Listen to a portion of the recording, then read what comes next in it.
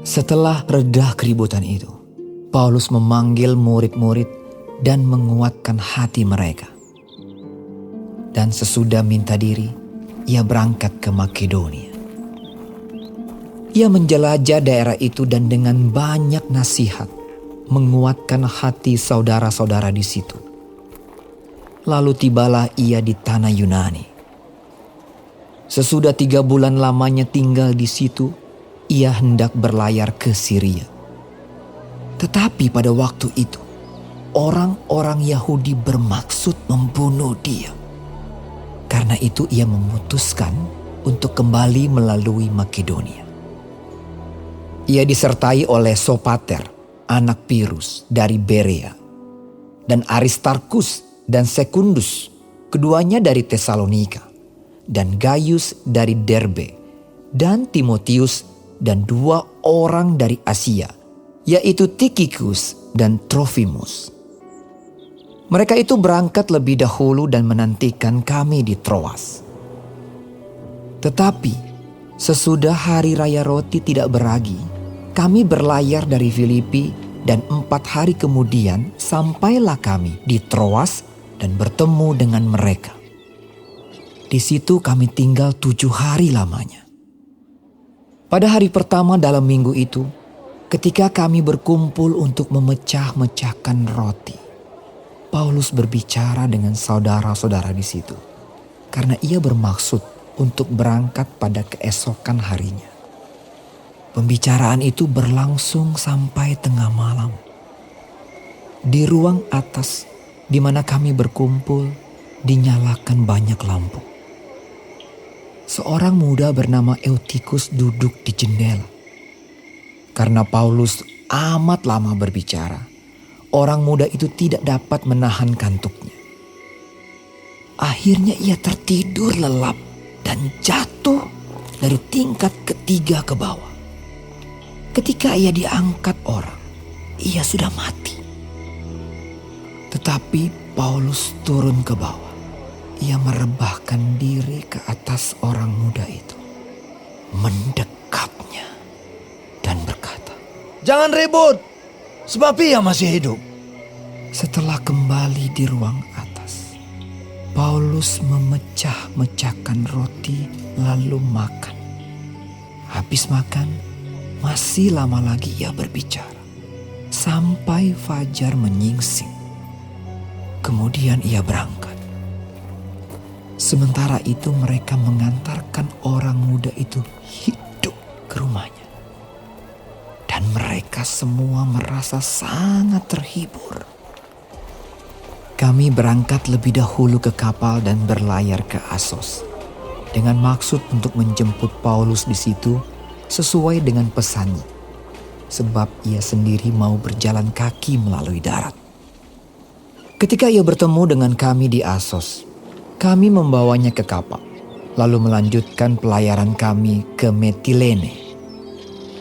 Dari situ kami terus berlayar dan pada keesokan harinya, kami berhadapan dengan Pulau Kios.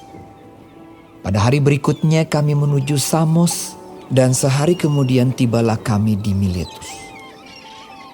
Paulus telah memutuskan untuk tidak singgah di Efesus, supaya jangan habis waktunya di Asia. Sebab ia buru-buru agar jika mungkin ia telah berada di Yerusalem pada hari raya Pentakosta. Karena itu ia menyuruh seorang dari Miletus ke Efesus dengan pesan supaya para penatua jemaat datang ke Miletus. Sesudah mereka datang, berkatalah ia kepada mereka, "Kamu tahu bagaimana aku hidup di antara kamu sejak hari pertama aku tiba di Asia ini. Dengan segala rendah hati, aku melayani Tuhan. Dalam pelayanan itu aku banyak mencucurkan air mata dan banyak mengalami pencobaan dari pihak orang Yahudi yang mau membunuh aku. Sungguh pun demikian, aku tidak pernah melalaikan apa yang berguna bagi kamu. Semua aku beritakan dan kuajarkan kepada kamu, baik di muka umum maupun dalam perkumpulan-perkumpulan di rumah kamu. Aku senantiasa bersaksi kepada orang-orang Yahudi dan orang-orang Yunani supaya mereka bertobat kepada Allah dan percaya kepada Tuhan kita, Yesus Kristus.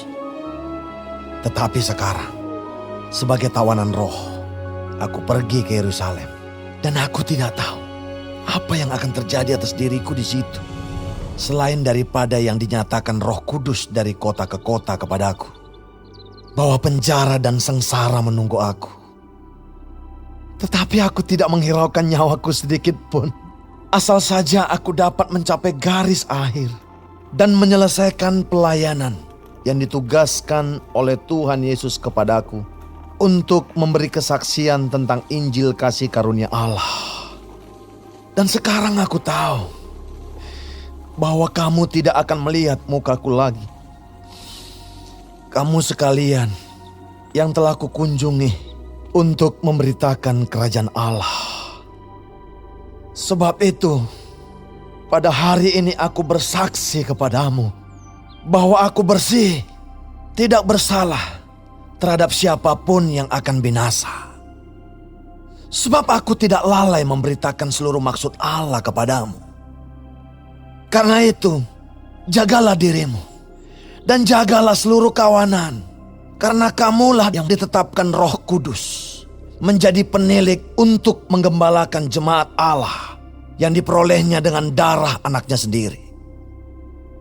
Aku tahu bahwa sesudah aku pergi, serigala-serigala yang ganas akan masuk ke tengah-tengah kamu dan tidak akan menyayangkan kawanan itu. Bahkan dari antara kamu sendiri akan muncul beberapa orang yang dengan ajaran palsu, mereka berusaha menarik murid-murid dari jalan yang benar dan supaya mengikut mereka.